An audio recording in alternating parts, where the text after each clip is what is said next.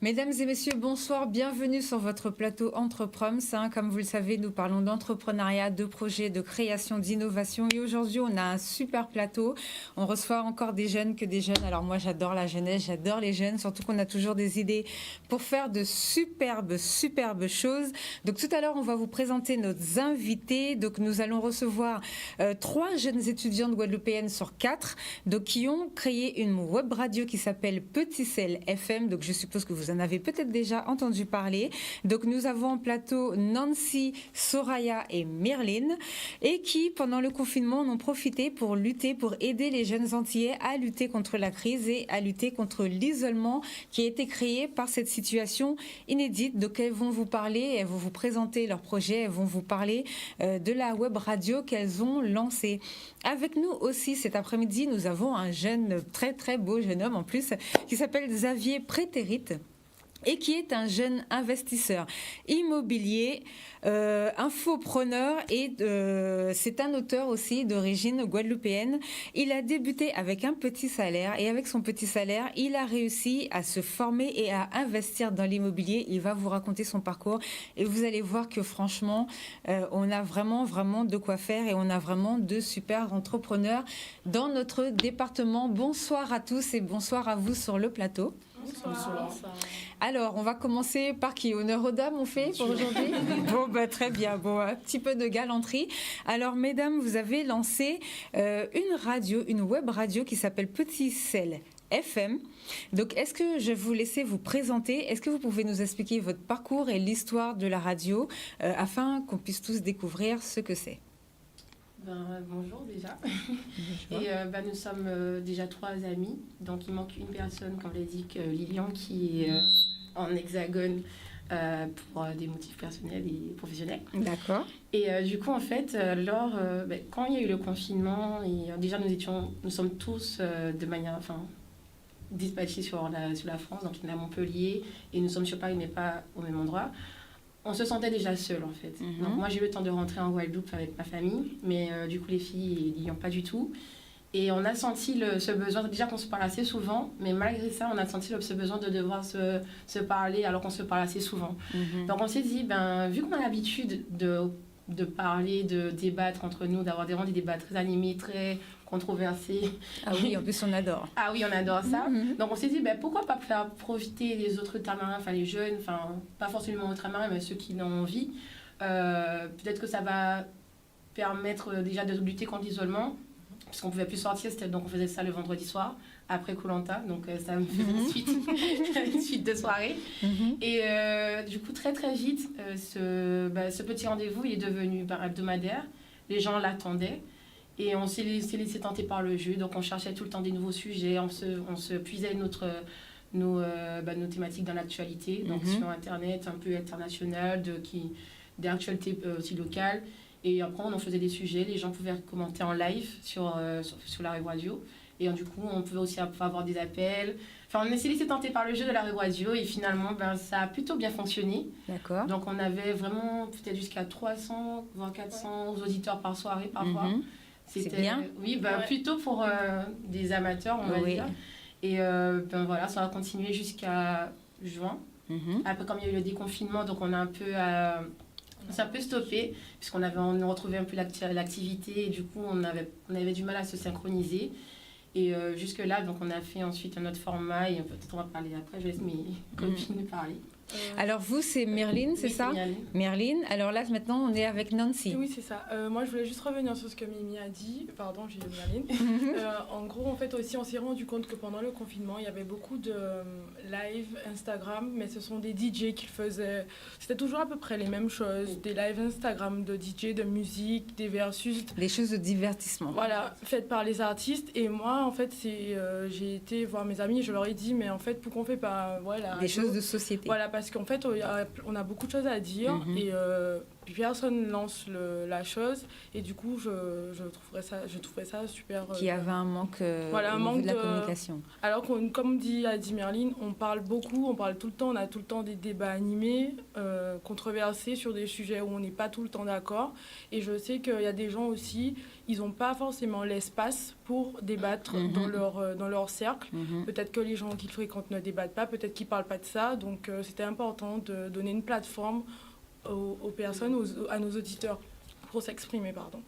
D'accord. Alors, Soraya, pareil. Bonjour. Donc, effectivement, je vais revenir un peu plus sur les sujets qui nous ont animés.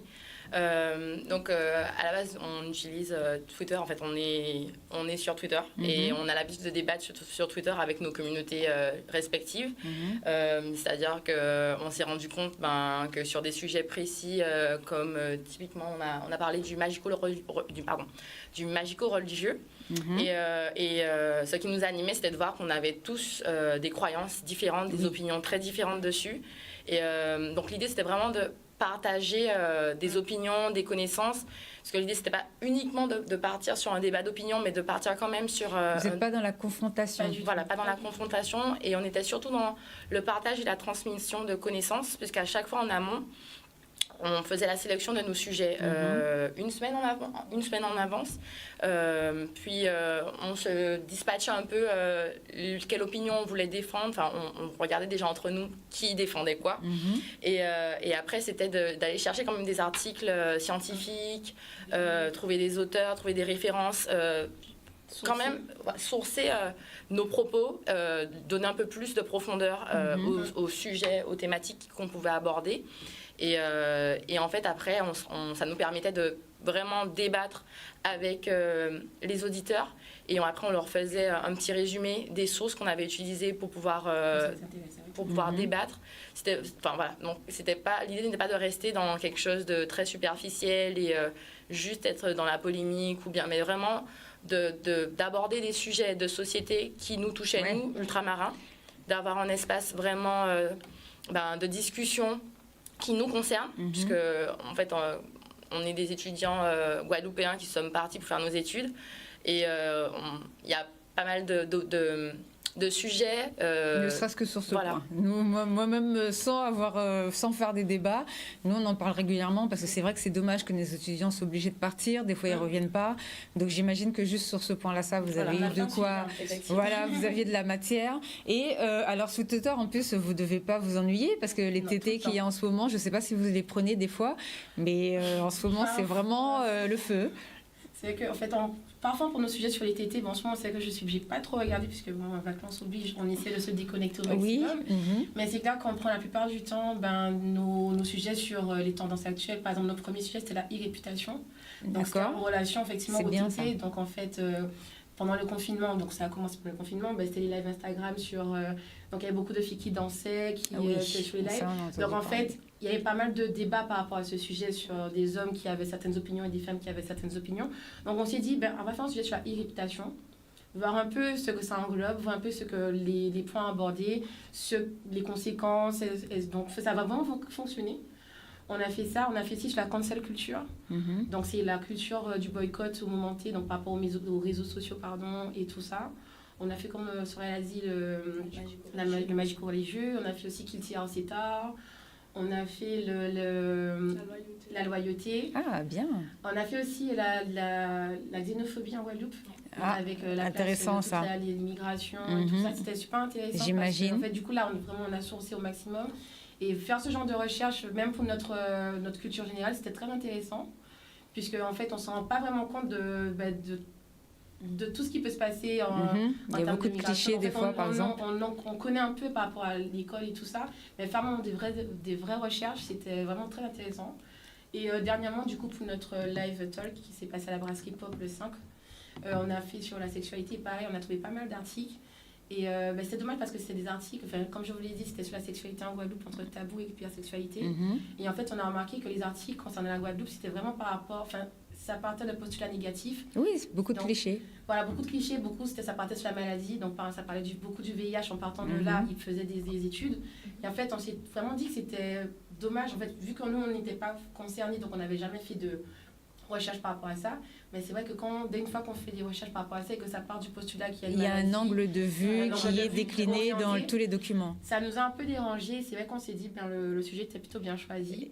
Et donc voilà, c'était vraiment... Ça nous a apporté quand même pas mal de connaissances, de culture générale, ce petit projet quand même, qui est grossi. D'accord. Je veux juste revenir en disant que au-delà des sujets, vu qu'on a fait un large panel de sujets, ça peut toucher n'importe qui, n'importe quel âge. Du coup, je pense qu'il y a des gens de plus de 30 ans qui nous écoutaient, comme il y a des gens de moins de 18 ans qui nous écoutaient, puisqu'on allait dans la diversité. Et ça, je pense que c'est un des points forts de notre projet. Donc, alors, comment vous avez eu l'idée de créer même cette web radio? Quelle est la fréquence? Est-ce qu'elle est sur Internet? Si moi je veux revoir, par exemple, ces débats-là, est-ce que je peux venir les revoir? Est-ce que les débats sont ouverts? Par exemple, comme c'est sur Twitter, est-ce qu'on peut continuer de tweeter? Est-ce que vous avez un hashtag? Expliquez-nous tout ça. Alors, en fait, l'idée, elle est née, comme on l'a dit, pendant une des deuxièmes semaines du confinement, je crois. Et en fait, il était 4h du matin, on parlait sur WhatsApp, puisqu'on n'avait rien d'autre à faire, on ne dormait pas. On ne voit plus l'heure à cette période. On ne voit plus l'heure, il y avait des problèmes. Donc du coup, j'ai lancé l'idée et j'ai dit allons faire une radio et tout de suite ils ont répondu positivement et on a essayé de chercher comment faire une web radio en ligne, enfin une web radio. Donc on a cherché, on est tombé sur l'outil MixLR. Et à partir de là, on a lancé une communication, on a cherché un nom déjà, on a lancé une communication et à partir de là, tout s'est emboîté. On a eu l'aide on va pas dire d'un graphiste, mais bon, on nous a aidé sur le logo, on nous a aidé sur notre musique de la web radio. Enfin, on a été vraiment accompagnés par d'autres jeunes qui ne sont pas forcément dans l'équipe visible et on les remercie d'ailleurs. Pourquoi Petit Sel? Parce que vous mettez votre grain de sel partout. Exactement. C'est pour ça. Voilà, c'est ce que je me suis dit.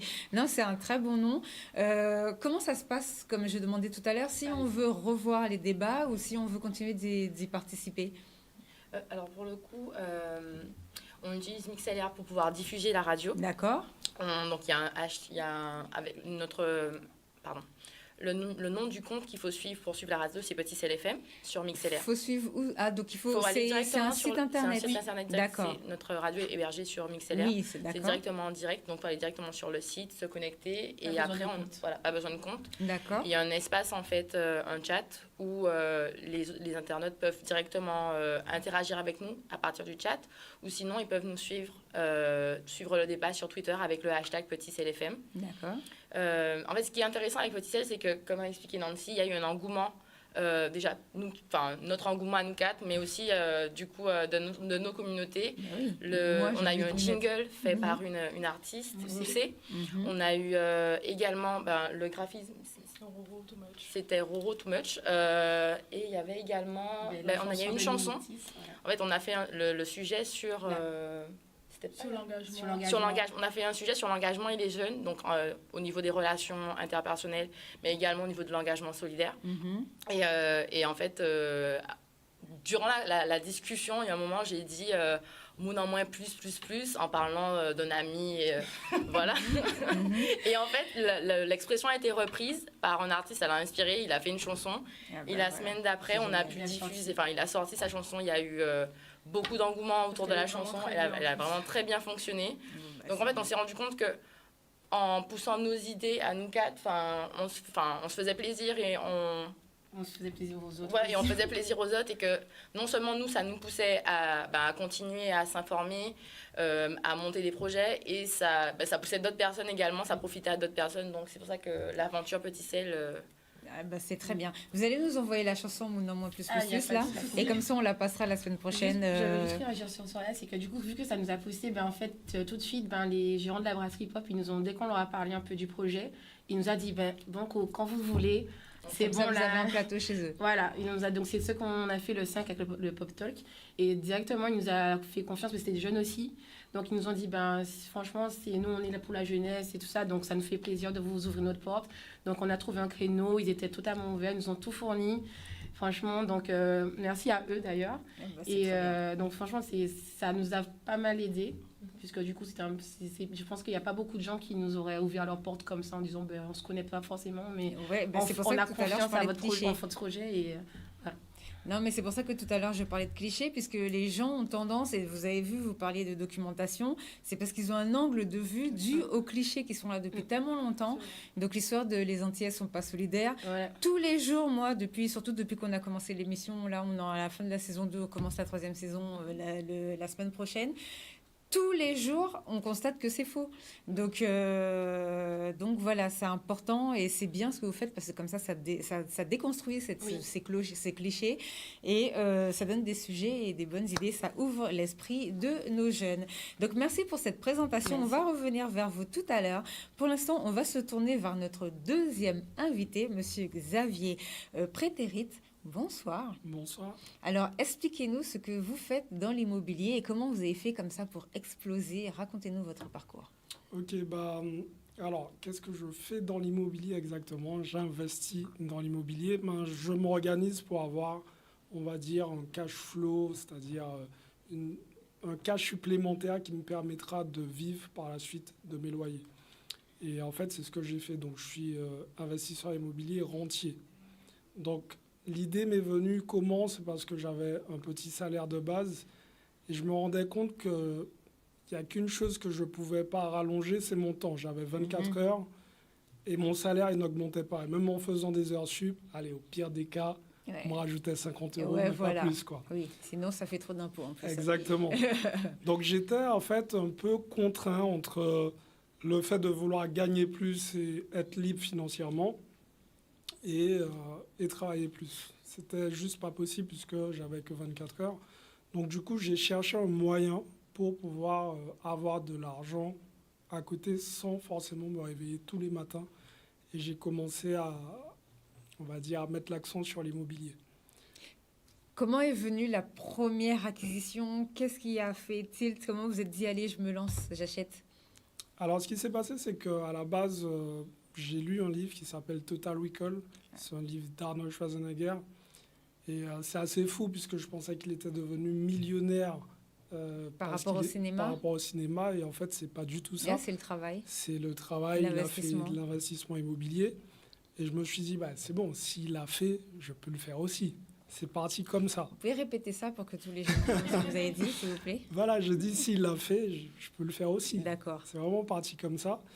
Et du coup, le lendemain, je suis passé en bas de chez moi, à côté d'une agence immobilière. Et je cherchais un bien acheté tout de suite, mais sans réfléchir, sans être formé, rien du tout. Et l'agent immobilier m'a un peu pris de haut. Il m'a dit, non. Comme d'habitude. Ouais. Ça s'est passé où, ça? Vous habitez où? C'était sur la métropole, en région parisienne. Et là, je fais, waouh. En fait, le mec, il vient de tuer mes rêves en 2 minutes. Ouais. Et en fait, il m'a fait comprendre que c'était un peu par rapport au salaire, qu'il fallait un bon revenu, énormément d'épargne et tout. Et je me suis dit, je suis sûr qu'on peut le faire différemment, en fait. Et le lendemain, je me suis réveillé, j'ai vraiment médité toute la nuit dessus. Et j'ai pensé aux places de parking, tout simplement. Je me suis dit, bon, ça doit coûter moins cher, forcément, et ça doit être plus accessible. Et j'ai commencé à chercher des places de parking, donc il y avait à tous les prix, ça a commencé à 2 000 euros. D'accord. Je me suis dit, ce sera un moyen de me lancer et sortir du salariat, puisque je voulais vraiment sortir du salariat.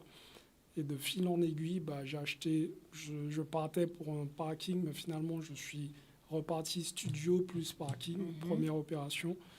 Et ça a très bien marché. Après, j'ai regardé un peu mes objectifs, je me suis dit, si je fais ça comme ça, ça va me prendre beaucoup de temps. Je ne vais pas être libre comme ça tout de suite. Donc, je suis passé directement aux immeubles. Et j'ai commencé à acheter un premier immeuble de rapport, un deuxième, un troisième, ainsi de suite. Alors, pour que les gens comprennent bien, parce que quand vous parlez de parking, bon, moi, je sais de quoi vous parlez, puisque ça me fait même penser à Tony Diaz, justement. Je ne sais pas si vous le connaissez, on va vous mettre en contact. Voilà. Mais, alors, pour que les gens comprennent bien, quand vous achetez des places de parking, c'est pour les relouer après. Comment ça fonctionne? En fait, on achète une place de parking, tout simplement. Et forcément, nous sommes dans une société de consommation. Exactement, et tout le monde a besoin de se garer pour rentrer chez soi. Voilà. Et on a un double avantage. On peut avoir une simple place de parking, donc un emplacement, et on peut avoir un box. Et le box, il est fermé. Donc, il y a des gens qui ont de très belles voitures et qui ne veulent pas qu'elles soient du tout rayées ni quoi que ce soit, donc ils vont privilégier les box. Et il y a d'autres personnes, tout simplement, qui ont beaucoup d'effets personnels qui ne peuvent pas stocker chez eux. Exactement, un peu comme les KGB, enfin les trucs qu'il y a dans les caves en bas. Et on utilise ça en fait, et on met ça à la location, et ça nous génère un cash flow, enfin du Voilà. cash. Ça veut dire que quand vous allez prendre un appartement, par exemple, quand vous faites votre contrat d'appartement, on vous demande si vous voulez une place de parking ou un box. Et quand vous prenez, donc vous payez votre loyer, monsieur récupère sa part. C'est comme ça que ça fonctionne. Hein. C'est pas tout à fait ça, c'est-à-dire qu'on peut acheter uniquement une place de parking, D'accord. donc on peut les dissocier. Pour la personne qui loue l'appartement, comment ça Ouais. fonctionne? Pour la personne qui loue l'appartement, c'est autre chose, puisque on peut louer un appartement sans place de parking. Oui, c'est Donc ce que ça, je disais. c'est pas un souci. Mais en fait, si elle veut une place de parking, elle doit payer un supplément. Mais en fait, ma question, c'était juste pour savoir au niveau de la procédure pour la personne qui prend un appartement, par exemple. Ok. Elle, dans son loyer, on lui propose un box plus une place de parking supplémentaire. Ça veut dire que vous, quand vous faites la transaction, vous faites avec l'agence immobilière qui loue les appartements. Non, mais c'est pas obligatoire, Voilà, en fait. expliquez-nous ça. C'est pas obligatoire. C'est-à-dire qu'il y a des appartements aujourd'hui qui ont effectivement une place de parking, une cave et tout le reste. Mhm. Donc, c'est dans le bail. Mais il y a des appartements qui n'ont pas du tout ça. Mhm. Ok. Moi, en général, si je veux acheter une place de parking, tout simplement, je vais voir les locataires qui ont déjà l'appartement. D'accord, Et je leur dis, j'ai une place de parking à louer. d'accord. Voilà. D'accord, donc ça veut dire que la place, ça n'a rien à voir avec, par exemple, les HLM ou bien les offices qui s'occupent du bâtiment. C'est pas eux qui vous vendent la place et c'est pas à eux que vous... Alors, peut-être qu'ils peuvent me vendre la place, mais je suis indépendant de tout ce qui va avec. D'accord. Ah, Voilà. bah ça, c'est parfait. Voilà, donc ça permet de faire un premier investissement avec un petit budget. D'accord. Voilà. Et après, comment ça se passe? Comment vous faites pour monter, pour acheter un plus grand appartement, pour acheter un bâtiment? Est-ce que ça se fait sur plusieurs années? Alors moi, je l'ai fait en tout en 4 ans. Ok, donc c'est ce qui m'a permis justement d'être libre financièrement. Mais ça se passe que je pense qu'il ne faut pas se poser trop de questions. Oui, important. Parce qu'avec du recul, je me dis, si je m'étais posé Vous aurez beaucoup jamais de fait. questions, j'aurais pas fait ça. On a peur de s'endetter. Exactement. Il y a une question qui revient tout le temps. Oui, mais si on ne te paye pas ton loyer. Et moi, je réponds, mais si on te paye ton loyer. Oui, Ouais. oui. Voilà. Et une fois qu'on a répondu à ça, voilà, bien évidemment, on a toujours une personne qui va avoir un défaut de paiement. Mais quand on commence à avoir un grand nombre d'appartements, Oui. ça se noie dans la masse. Alors, il y a 2 Antillais qui ont investi dans l'immobilier. Est-ce Ok. que ça vous est déjà venu à l'esprit de faire quelque chose ensemble et, par exemple, de faire un réseau? Disons que vous êtes Antillais, eux sont Antillais, par exemple, pour les jeunes étudiants, pour Ouais. pouvoir louer spécifiquement un bâtiment, par exemple, à des jeunes étudiants. D'accord. Ou est-ce que vous louez vraiment à 2 personnes différentes? Vous gardez un pourcentage? Comment ça fonctionne? C'est quoi votre méthode de fonctionnement? Alors, sur ça, c'est un peu différent. Je pense que c'est à la carte. Mhm. Je fonctionne beaucoup avec le cœur. Parfois, ça me pose problème. Mais bon, Oui, il ne faut pas être trop voilà, généreux faut en pas être trop affaires. généreux, en tout cas dans le business. Et voilà, aujourd'hui, je regarde juste des personnes qui ont un bon profil, un profil qui correspond à mes attentes. Et je favorise la location. Alors, bien évidemment, et c'est là où je fonctionne avec le cœur en général, quand je vois que c'est un étudiant, Oui, je vois c'est les ma galères, question, je vois oui, que les parce qu'on papiers sait que c'est sont pas... difficile. Voilà. Bah, en général, ça peut m'arriver de choisir ces personnes puisque j'ai moi-même été dans ce cas. Mhm. Donc, c'est une façon d'envoyer De l'ascenseur. renvoyer l'ascenseur. Voilà. Et pour tout ce qui concerne le réseau, bah, en fait, j'ai créé un site internet qui s'appelle Business is my religion. Et sur ce site internet, je partage un peu toute mon expérience à travers aussi ma chaîne YouTube, Xavier Prétéry, tout simplement. Et je parle un peu de comment faire, en fait, pour faire comme moi, tout simplement. Puisque je sais que l'accès à l'information est à la fois facile, mais en même temps... Ils ne veulent pas tout dire. Ils veulent pas tout dire. Ils ne veulent pas qu'on réussisse. Voilà. Donc, pendant le confinement, justement, j'ai animé des lives YouTube d'1 heure, un jour sur 2. Et je donnais énormément de valeur et je pense que ça a aidé pas mal de personnes à passer à l'action. Chaîne YouTube, Xavier Prétérit, P-R-E, bon P-R-E, hein, parce que il y a le E sur le YouTube, T-E-R-I-T. Vous allez tout de suite vous connecter, vous allez voir un petit peu ce que fait le jeune homme. Alors, vous écrivez des livres aussi. Parlez-nous de cette histoire d'écrivain. Alors, écrivain, c'est un bien grand mot. Est-ce qu'on peut avoir un zoom sur les livres du monsieur? Allez-y, montrez-nous Ouais, ça. c'est celui-là. Alors, il y a le premier livre que j'ai écrit qui s'appelle Cave et Parking.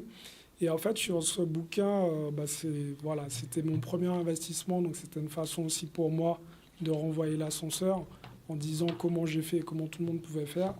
Et celui-là, c'est devenir libre financièrement grâce aux immeubles de rapport. Et en fait, ce livre, j'ai vraiment... Remontrez le premier livre, s'il vous plaît, comme ils nous ont mis. Remets-nous le gros plan, s'il te plaît. Donc, voilà. Et en fait, sur les deux livres, je raconte vraiment un peu comment j'ai fait. Donc, c'est pas un livre écrit façon Molière, hein, c'est vraiment authentique. J'ai vraiment voulu que ce soit simple à la lecture, parce que à la base, j'ai jamais été un très grand lecteur. Et je me suis dit, je sais qu'il y a plein de gens comme moi qui n'aiment pas forcément lire. En plus, un livre sur l'immobilier... Déjà, il fallait le faire, le livre de Schwarzenegger. Il faut vraiment se dire à un moment donné, bon allez, je vais y aller, je vais le faire, parce que je sais que c'est pas évident. Et donc je me suis dit, bon, il faut que je rende ça, on va dire, ludique. Donc j'ai raconté un peu mon histoire. Je suis parti vraiment du lycée jusqu'à l'indépendance financière. Et je donne aussi toute la méthodologie, les fais en 2 parties. La première partie, c'est un peu mon histoire. Et comme j'aime bien dire, il y a des gens qui s'en fichent un peu de mon histoire, donc ils vont directement à la partie numéro 2. Et je mets tout ce qu'il faut, en tout cas, pour démarrer. En tout cas, moi, je trouve que l'histoire, elle est importante parce que déjà, ça permet de faire en sorte que les gens puissent avoir un modèle à suivre, parce que c'est intéressant de savoir que c'est pas un enfant de riche ou bien un enfant qui avait déjà tout, qui s'est lancé. Donc c'est important, cette histoire-là, c'est important de la raconter. Et est-ce que vous faites des conférences ou bien des animations pour expliquer ça aux jeunes ? Si, je fais des conférences. Alors j'en fais en Guadeloupe, c'est plus sous forme de masterclass. Je prends que 10 personnes. D'accord. Parce que je ne veux pas reproduire le schéma scolaire. Je sais que quand on est nombreux dans une salle de classe, il y a toujours un qui n'ose pas lever la main. Donc j'essaie de créer un concept assez intimiste où je peux aider vraiment chacun. Donc c'est une masterclass. J'aime bien dire, c'est un peu comme au McDo, on vient comme on est, mais on repart en tout cas avec un immeuble de rapport. C'est vraiment l'objectif. Et pour le coup, la prochaine masterclass que j'organise, qui sera sur la Guadeloupe, sera le 12 septembre. J'organise une sur la métropole le 5 septembre à Paris. Alors j'en profite pendant que j'ai ce super plateau pour citer Tony Jazz. Bon Tony, big up Tony. En plus il est reparti, il est déjà arrivé au Canada ou je sais plus où dans le monde en train de faire quelque chose. Tout à l'heure il va nous faire encore une prochaine campagne présidentielle, qui sait, qui a dit une phrase aujourd'hui. Donc je profite pour citer sa phrase: le plus gros risque, c'est de n'en prendre aucun. Donc arrêtez de croire que et d'ailleurs à chaque fois qu'on a des invités au plateau, on le voit, il y a toujours des gens par exemple qui sont fonctionnaires, ils ont envie, comme une jeune femme, d'ouvrir une boulangerie et toute sa famille qui lui dit: ah non, faut pas, fonctionnaire c'est bien, s'imagine ça fonctionne pas. Justement, elle a dit imagine que ça fonctionne, et ça a fonctionné. Donc n'ayez pas peur, quand vous avez des projets, n'ayez pas peur de vous lancer. Donc ça, c'est un cadeau pour moi, si j'ai bien compris. C'est bien ça.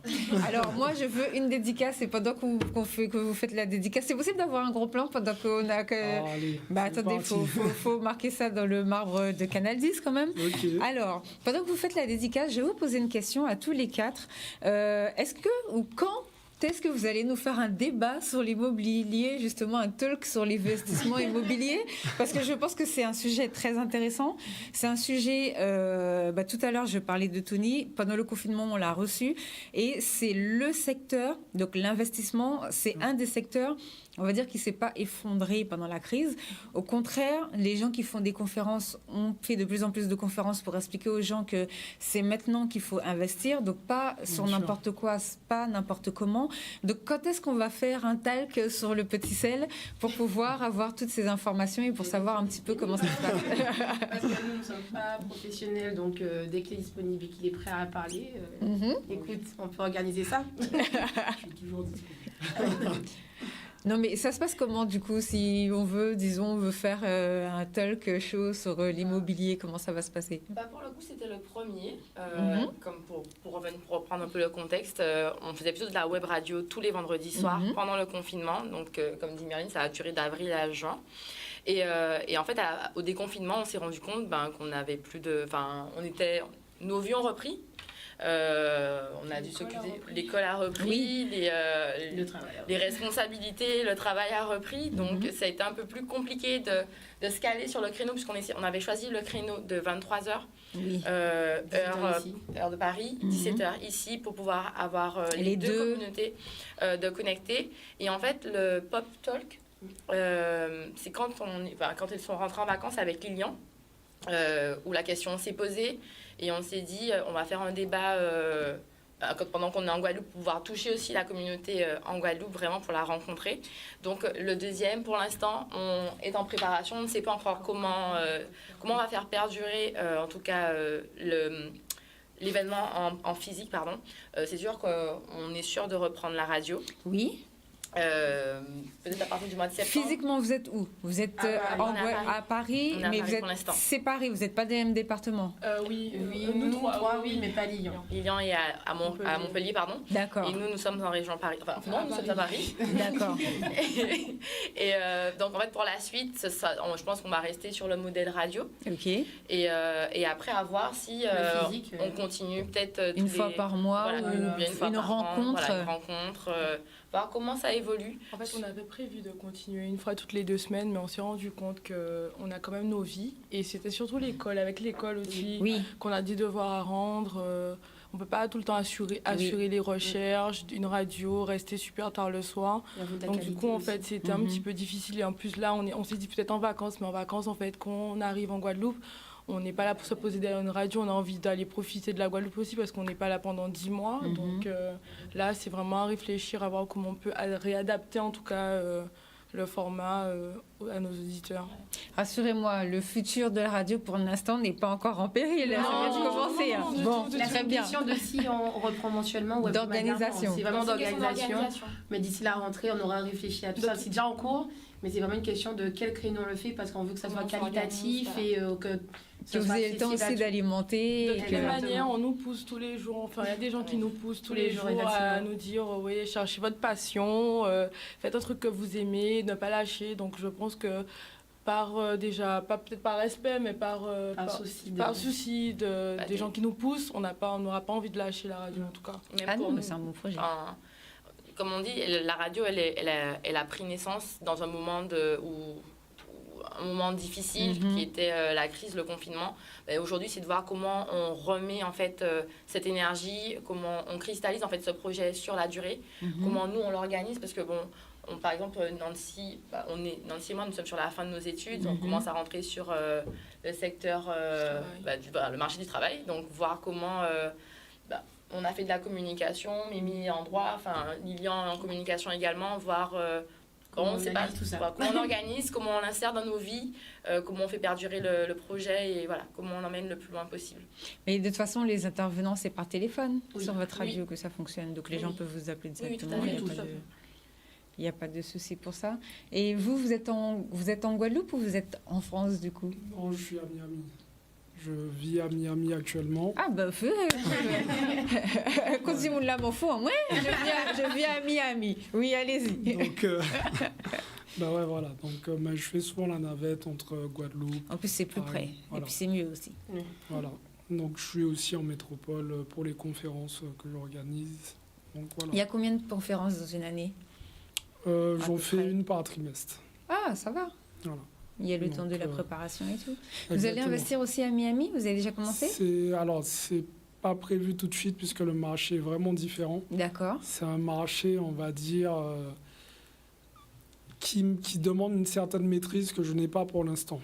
Okay? D'accord. Puisque les règles ne sont pas du tout les mêmes. Par contre, aux États-Unis, notamment à Cleveland et Détroit, ça se rapproche beaucoup de ce que je fais déjà. Donc, je vais mettre quelques billes là-bas. D'accord. Est-ce qu'aux États-Unis, on peut investir dans l'immobilier autrement que... parce que comme vous disiez, les méthodes ne sont pas les mêmes. En France, on a vu, il y a des caves, des parkings, il y a des appartements, il y a des bâtiments. Est-ce qu'aux États-Unis, l'immobilier, ça peut être par exemple des locaux commerciaux? Enfin, est-ce que ça peut être une évolution différente par rapport au pays ou pas encore? Alors, pas du tout. Non, c'est pas dans ce sens. C'est exactement la même chose en termes d'investissement. On a les mêmes besoins. Ok. Mais c'est plutôt, on va dire, de manière administrative. D'accord. C'est un peu différent. Ok. Ok. Et puis, particulièrement, le marché à Miami, il est juste démesuré. Ok. Donc, les prix sont très, très élevés, mais ça peut chuter du jour au lendemain. Donc, il faut comprendre, en fait, à quel moment investir, à quel moment se placer pour gagner de l'argent et pas en perdre.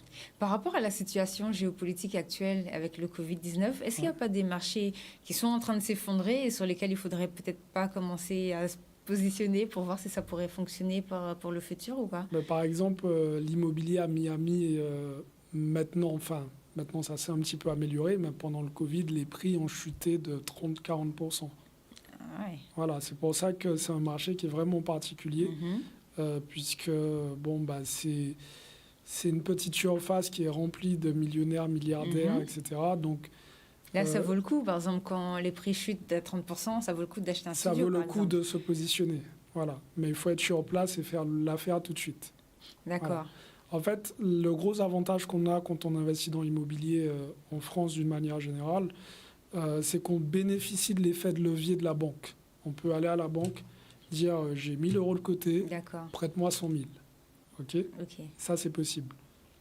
À Miami ou aux États-Unis, il faut avoir le cash. Il faut avoir le cash. Ouais, c'est vrai que c'est un système différent. Donc, on peut avoir 30-40% du cash, donc c'est possible. Mais voilà, aujourd'hui, vraiment, la force de l'immobilier, c'est emprunter la totalité à la banque. Oui, en France, c'est beaucoup comme ça. D'ailleurs, c'est le premier investissement. Hein. Parce qu'investir dans la pierre, c'est le plus rentable, il me semble, jusqu'à maintenant, c'est le plus rentable. Quand c'est bien fait, oui. Voilà, même si des fois le marché chute, on voit à Paris, par exemple, les prix se sont enflammés ces dernières années, exactement. Mais ça reste quand même très rentable, puisque de toute façon, ça va en augmentant. Donc, est-ce que vous pensez, parce que par rapport à la politique qui a été mise en place avec Macron et tout,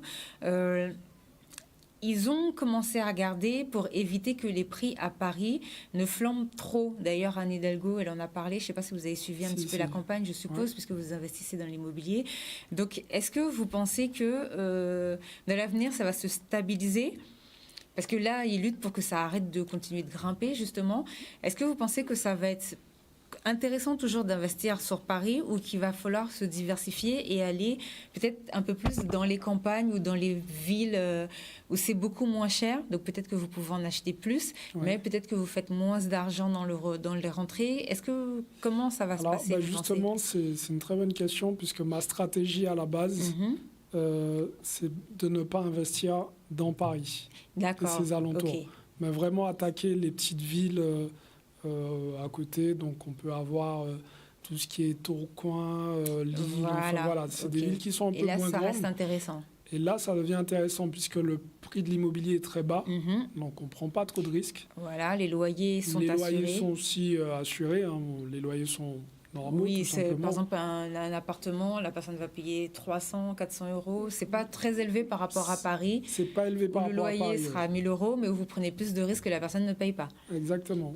Et en fait, il faut savoir que quand on investit de manière classique sur Paris, la plupart des gens qui investissent à Paris de façon classique, je précise, ne sont pas rentables. Donc tous les mois, ils font un effort d'épargne. Voilà. Donc pour bien investir à Paris, il faut rentrer dans on va dire des éléments un peu plus techniques, faire de la location saisonnière, du Airbnb, ce genre de choses. Et là, on peut trouver une rentabilité. D'accord. Ok, très très intéressant d'apprendre tout ça. Alors, si vous avez quelques questions à poser, alors moi, j'ai pas du tout pensé à ouvrir la ligne avant. Donc, 05 90 96 10 10. On va y arriver. Alors, si vous avez quelques questions à poser, n'hésitez pas. Il nous reste encore quelques minutes. Hein. Si vous avez des informations qui vous passent par la tête, vous pouvez appeler pour demander.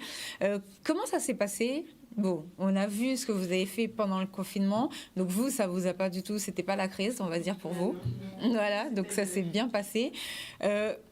Par rapport au confinement, vous allez reprendre chacun vos activités puisque maintenant il y a des confinements et tout. Alors, on a un appel, donc je poserai la question après. Bonsoir. Bonsoir. Bonsoir madame. Bonsoir aux invités aussi. Bonsoir monsieur Prétérité aux jeunes filles de Petit FM. Alors, j'aurais quelques petites questions. Enfin non, avant de poser des petites questions, je voudrais d'abord féliciter aux jeunes de Petit CLFM d'avoir eu l'opportunité, aussi le courage de lancer leur groupe média, parce que moi je les suis depuis le début sur Twitter et tous les vendredis soirs j'attendais vraiment ce petit moment d'intimité avec elles. Et on passait, on va dire, des bonnes soirées, quoi. Et ça faisait des bons débuts de week-end parce que déjà que le samedi et le dimanche, on était en confinement, on ne pouvait pas sortir, donc c'était vraiment très intéressant. Donc, à titre personnel, ben, je leur dis à toutes les trois qui sont sur le plateau et à Lilian qui est en France, merci, parce que ça nous a fait beaucoup de bien et de poursuivre leur effort. Merci beaucoup.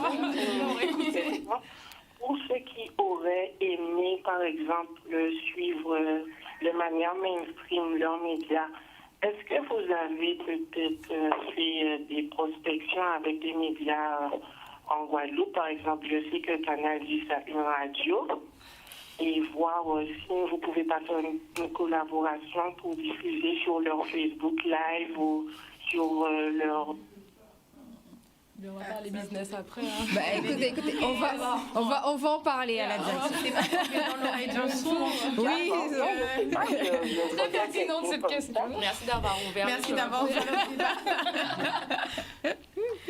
En tout cas, merci à toi. Ma deuxième question, ce serait pour M. Prétérit. Alors, vous dites que c'est pas le même marché en termes d'immobilier entre les États-Unis et la France hexagonale. Mais étant donné, bon, je ne suis pas très forte en business et en immobilier, mais étant donné que les pays africains en général, ils sont en termes de croissance à 10%, serait-il possible pour nous qui sommes caribéens, antillais, d'investir dans ces pays? Et si oui, comment? Et ma deuxième question pour M. Prétérit, ce serait de savoir, est-ce que déjà sur le marché guadeloupéen, l'immobilier, c'est un bon investissement ou il est déjà saturé? Donc, je vous remercie d'avoir écouté mes deux questions. Je vous félicite encore tous les quatre qui sont sur le plateau. Sabine, encore merci d'avoir invité des invités de qualité et qui nous donnent l'ambition d'avancer toujours plus loin, déjà ici en Guadeloupe et dans le monde. Je vous embrasse tous. Bisous. Merci pour votre question. On essaye de vous informer au mieux et de vous donner de beaux exemples. Allez-y, c'est une très bonne question que la dame a posée en plus. Alors, on va commencer par... L'investissement en Afrique. L'investissement en Afrique. J'aime bien dire une chose. Il ne faut pas penser que l'herbe est plus verte ailleurs. D'accord. C'est le premier truc que je dis. Et il faut déjà maîtriser l'immobilier chez soi pour ensuite attaquer un autre marché. D'accord. Parce que si on ne maîtrise pas déjà l'immobilier, qu'on attaque un marché qui est totalement différent, on peut perdre beaucoup d'argent. Ça arrive à beaucoup de personnes. Important. Et j'ai des amis qui vivent en Afrique et qui eux-mêmes sont investisseurs et m'expliquent que parfois il y a une certaine complexité sur ce marché puisqu'on ne sait pas... Un peu comme pour le secteur américain. Donc exactement. vous ne connaissez pas encore tous les rouages. On ne connaît pas forcément tous les rouages, mais c'est surtout qu'on peut acheter un terrain, par exemple, en Afrique et se retrouver à ne pas être propriétaire de ce terrain à la fin. Donc, d'accord. Donc il y a encore un petit peu, comme c'est notre cas en Guadeloupe, on a reçu un jour Madame Tacita justement, qui est spécialisée dans ce domaine au niveau des terrains. C'est un petit peu comme le même problème que chez nous. Exactement. On a un problème qui est un peu similaire. Maintenant, cette dame, elle a posé une question très pertinente. Est-ce que le marché en Guadeloupe est lucratif? Et oui, très sincèrement, oui. Je pense qu'il faut... on aime la qualité en Guadeloupe, donc on peut construire, on peut louer et apporter des choses totalement différentes, nouvelles. Il y a vraiment de la place, en fait. Il y a tout à faire, en fait. On va vous faire revenir. De toute façon, j'attends mes dédicaces dans mes livres qu'il faut que je lise et que j'étudie. Vous restez en Guadeloupe pour le moment?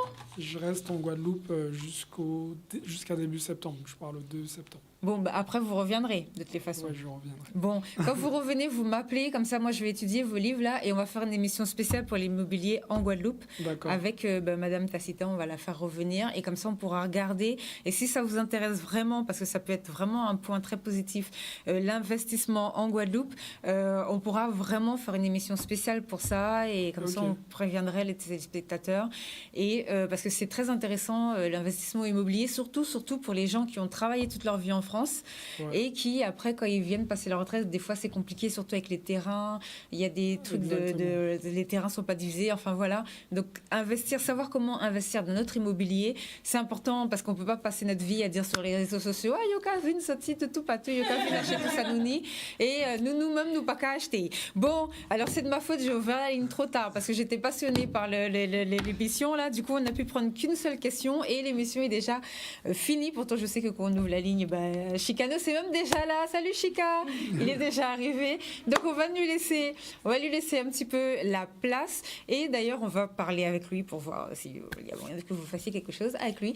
Merci à tous de nous avoir suivis. La semaine prochaine, on va refaire encore une émission avec des intervenants, on va dire toujours décontractés. Et on reprend au mois de septembre avec la gestion de la crise. Comme vous le savez, le chômage partiel se termine à la fin de ce mois-ci, donc le lundi 31, ce sera le dernier jour. On ne va pas faire une émission le lundi 31 dessus parce qu'on va laisser une semaine à nos institutions, le temps qu'elles puissent réunir les informations et pour pouvoir récolter les questions et voir un petit peu ce qui fonctionne ou pas et ce qu'il faudrait mettre en place pour aborder la prochaine partie de la crise qui va se dérouler sans le chômage partiel mis en place par l'État, sachant qu'il y a déjà des autres dispositifs qui sont mis en place en fonction du secteur d'activité et de si c'est longue période ou pas. Donc on en parlera le lundi 7 septembre pour la rentrée de la 3e saison. En attendant, il nous reste encore un lundi où on va un petit peu s'amuser et se décontracter. Bonne semaine à tous, bonne fin de vacances surtout, bon courage pour la rentrée qui arrive à grands pas et à la semaine prochaine. Au revoir, merci d'être venus sur notre plateau.